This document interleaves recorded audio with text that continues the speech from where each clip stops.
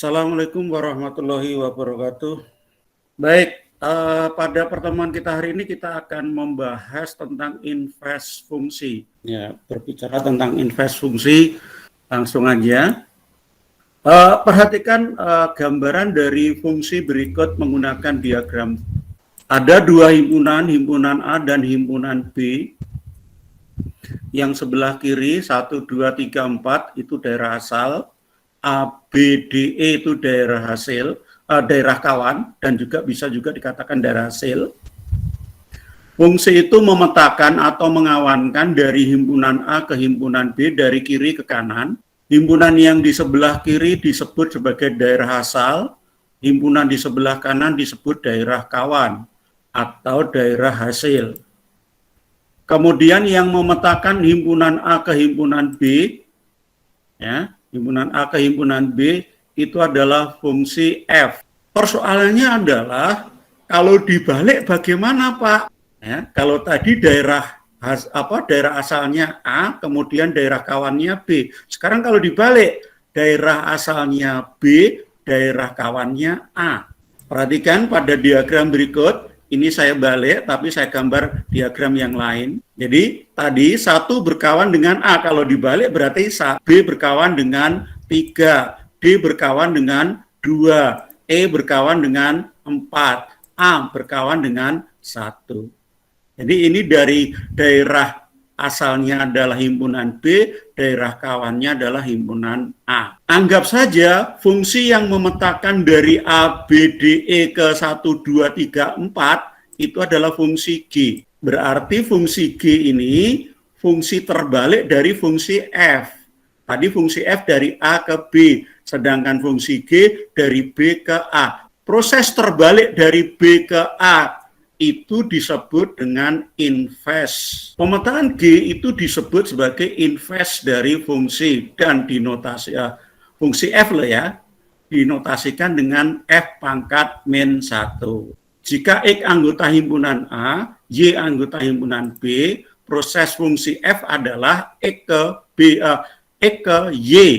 Maka fungsi F itu memetakan atau mengawankan X dengan Y, dan dapat ditulis dalam bentuk bahwa Y itu hasil fungsi F terhadap X.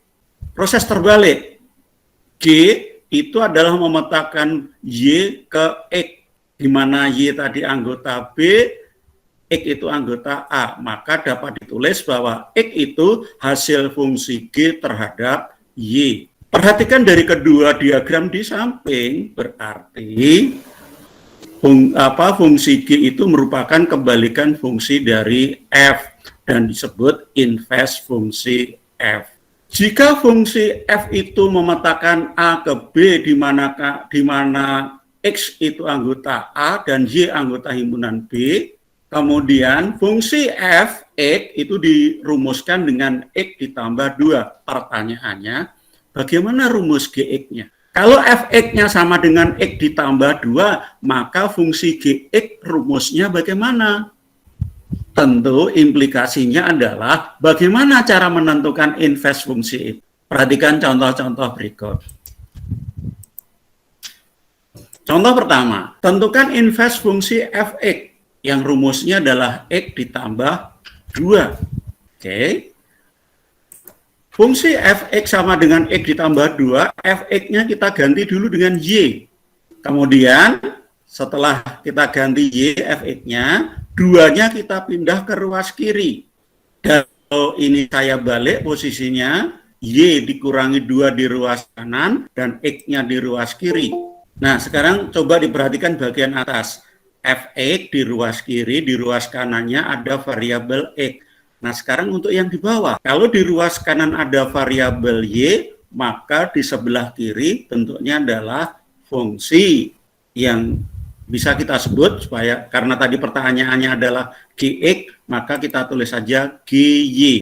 Mengingat G itu adalah invest fungsi F, maka dari yang semula Gy sama dengan Y dikurangi 2, Gy kita ganti dengan F pangkat min 1, X, dan di ruas kanan Y-nya kita ganti dengan X. Jadi inilah yang disebut invest fungsi fx.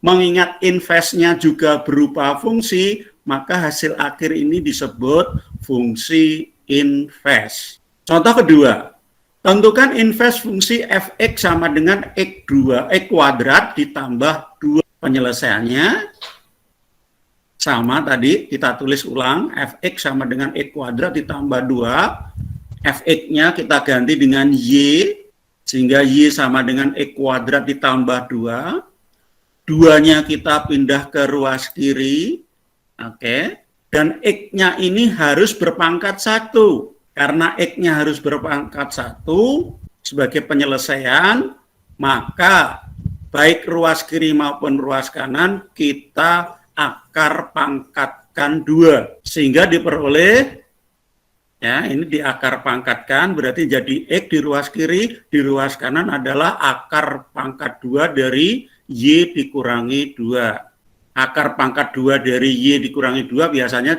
disebut saja akar dari y dikurangi 2. Karena di ruas kanan variabelnya y, maka di ruas kiri kita tulis gy sama dengan akar y dikurangi 2. Kita tahu g itu adalah fungsi invest dari fungsi f. Maka gy kita ganti dengan f invest x, dan di ruas kanan kita ganti dengan x variabelnya. Dan inilah jawaban yang diminta dari contoh 2. Contoh yang ketiga, bentuknya pecahan. Diketahui fungsi fx sama dengan 1/2x dikurangi 1.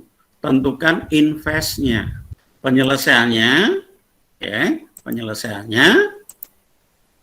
fx-nya kita ganti dengan y, kemudian kita lakukan perkalian silang, y kali 2x dikurangi y kali 1. Berarti 2xy dikurangi y sama dengan 1. Variabel y kita pindahkan ke ruas kanan, dan di ruas kiri variabel x, kan gitu. Maka y kita pindahkan ke ruas kanan, berarti berubah menjadi 2xy sama dengan 1 ditambah y. Ingat, di ruas kiri harus variabel x saja. Maka dalam hal ini ruas kiri, ruas kanan harus kita bagi dengan 2y. Sehingga di ruas kiri tinggal x-nya saja, di ruas kanan berarti 1 ditambah y per 2y. X-nya, karena di ruas kanan adalah variabel y, maka kita rubah. Di mana g itu invest dari f, maka kita tulis f invest x sama dengan 1 ditambah x per 2x. Para siswa atau para sahabat hati semua, contoh yang keempat, tentukan fx sama dengan x per x ditambah 1 per 2x dikurangi 1. Tentukan invest fx. Caranya mirip dengan nomor 3, contoh nomor 3. Ruas fx-nya kita ganti dengan y langsung, ya kita ganti. Kalau tadi masih kita tulis, sekarang kita agak dikurangi langkahnya. Jadi langsung kita ganti. Saya teruskan. Contoh yang kelima. Diketahui fungsi fx sama dengan x kuadrat ditambah 2x ditambah 1. Tentukan invest fungsi f. Penyelesaiannya, di ruas kanan perhatikan itu bentuk kuadrat. Invest fungsi, kalau di ruas kanan bentuknya kuadrat, maka harus dirubah dalam bentuk kuadrat sempurna. Kita rubah seperti a tambah b kuadrat. A-nya kita ganti dengan variabel x, B-nya kita ganti suatu bilangan. Maka pertanyaannya, berapa dikuadratkan sama dengan 1, kalau dikalikan 2 sama dengan 2, berarti kan 1 sendiri. Maka di ruas kanan kita rubah menjadi x ditambah 1 kuadrat. Belakang dikuadratkan ketemu 1. Nah sekarang kalau sudah bentuknya seperti ini, maka ruas kiri, ruas kanan sama-sama kita cari akarnya. Sehingga di ruas kanan tinggal x, di ruas kiri akar y. Kemudian satunya kita pindah ke ruas kiri. berarti akar Y dikurangi 1 sama dengan X. Kalau dibalik berarti X sama dengan akar Y dikurangi 1. Karena X itu adalah apa? Di ruas, berarti di ruas kanan itu ada variabel Y, maka di ruas kiri harus GY. Di mana G adalah inverse dari fungsi F. Dengan demikian, GY kita rubah menjadi F inverse X. Di ruas kanan variabelnya kita ganti dengan X. Itu contoh yang kelima. Contoh yang keenam. Perhatikan.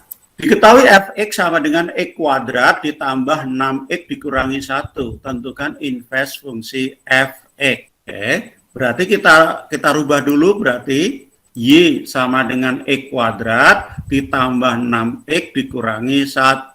Pertanyaannya, berapa kalau dikuadratkan sama dengan min 1, tetapi kalau dikalikan sama dengan 6? Ada enggak? Kalau yang dikalikan 2 sama dengan 6 kan 3. Berarti 3 dikuadratkan sama dengan bentuk kuadrat yang nomor 6 ini disebut bentuk kuadrat tidak sempurna. Berapa kalau dikuadratkan sama dengan min 1, tetapi kalau dikalikan 2 sama dengan 6? Kalau yang dikalikan dengan 2 sama dengan 6 itu kan 3. Berarti harus kita rekayasa.